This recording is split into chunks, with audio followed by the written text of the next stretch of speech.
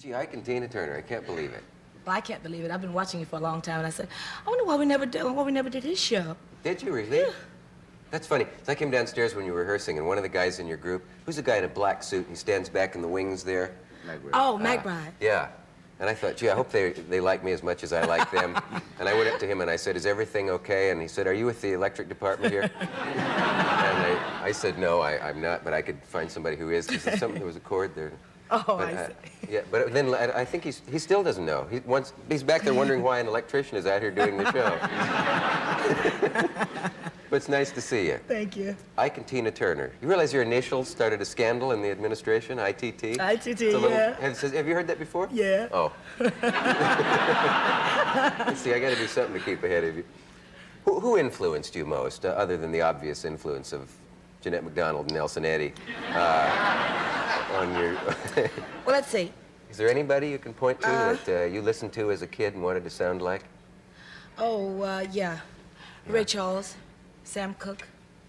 I never sort of wanted to be, real feminine. Yeah. Like the girls singers and all. I sort of wanted to, really...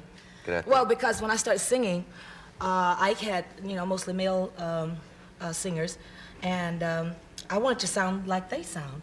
So, I mean, I've been singing all my life, but when I started singing with him, I wanted to sound like them, and then with liking Ray Charles and all, I just sort of went right along. I never have had a lot of female favorites. That's interesting, yeah. And she wanted to punch like a man, and all the women want to be men these days. What do you make of that, Ike? I didn't say I wanted to be a man. No, I didn't say that. I'm sorry, I put words in your mouth. And is it true that your real names are Maurice and Samantha Fleischman, and that you changed them to... Huh? Of course not. My name is Tina. I'm just checking all these rumors out. But you did teach Mick Jagger to dance, I read in a Rolling Stone interview, and they wouldn't print anything but the truth. Well, I did. Some of the songs, I actually... the truth? Yeah. No, not all the truth. Not Rolling Stone. Anyway, back to Mick. Okay. In the beginning, when we first worked with him overseas, in '66, I used to watch him standing in the wings, and I didn't know why. Why he was looking. And then I started watching him. He was just doing the tambourine thing at first, just beating on the floor with the tambourine. Tear up one, and he'd get another one. And so when he came to the States, and we worked with him, here he was all over the stage, and I said, aha, now I know what he was doing. So then after that, he'd come to the dressing room, and I'd say, the popcorn is out, Mick, can you do it? And his coordination, I mean, his rhythm was really off, But he'd try to do it, he'd bounce around. He said, well, I can't do that one. I just sort of do it my own way, But, so you noticed the influence there, though? Yeah, I think so. Yeah. Can I talk now? Yeah. Never. Who settles an argument if you... Well, there you see. Things are not always the way they look, No. Now, I always do the just talking. noticed that Ike's kind of quiet. Yeah, Ike is very bashful when the lights are on, and...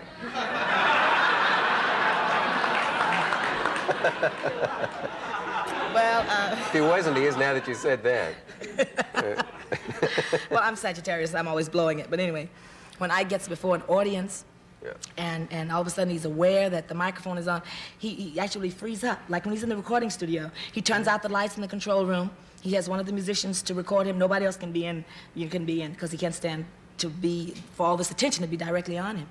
But on the other hand, Ike's the one that does all of the ruling around, the talking, the whole thing. He's the whole thing. But in public, he's like this. Yeah, because he can't get it together. It takes him a long time to get, really wound up. But once you get him stirred up, you can't stop him. He just goes on and on and on. You can't get a word in. You're a little like Arthur and Catherine Murray. In that sense. Really? I'm the only one who notices it, but I just... one thing I did want to check with you, and I want you to perform again, but if you will, at these rates, is they say there's tremendous discipline among the Ikettes. Those are the girls called the Ikettes. Is this true that they get fined $10 for giggling on stage, and that you're really like a sergeant with them? And no, they don't get fined for giggling on stage. But that's another myth then that At times when I'm serious, well, see, I can't control Ike and the musicians. Ike's just really cutting up back there sometimes. I'm serious, really singing a song almost in tears, and he's back there jabbing, having them to laugh. But I don't like the Ikettes to laugh because they're right out there with me, and they're sort of representing me, and then they're all sniggling and everything. It just throws the whole thing off, But, you can't tell Ike what to do.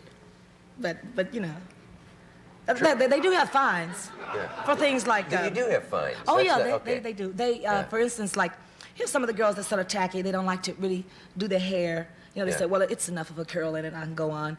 Or, they have a tendency to want to look great in the street. They don't want to put forth any efforts to the stage wear. So you have to really stay on them all the time about little things that they really need.